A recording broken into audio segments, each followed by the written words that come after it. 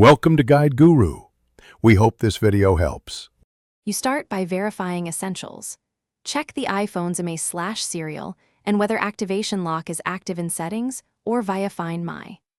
Once done, gather the original purchase receipt or note the previous owner's Apple ID and contact info because Apple often requires proof to unlock.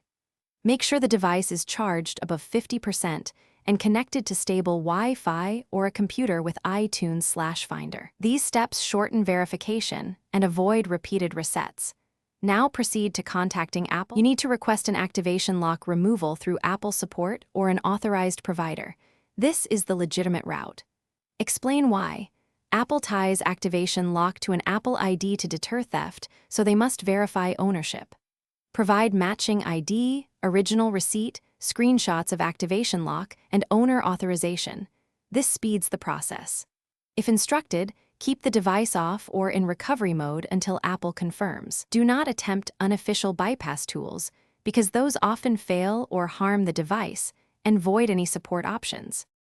You finish by following Apple's confirmation instructions.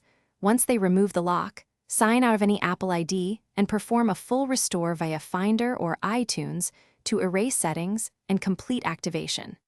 Make sure to set up the iPhone with your Apple ID and enable Find My only if you own it.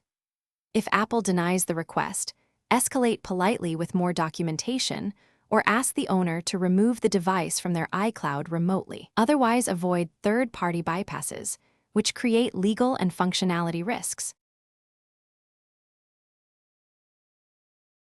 Thanks for watching. Consider subscribing if we helped you today.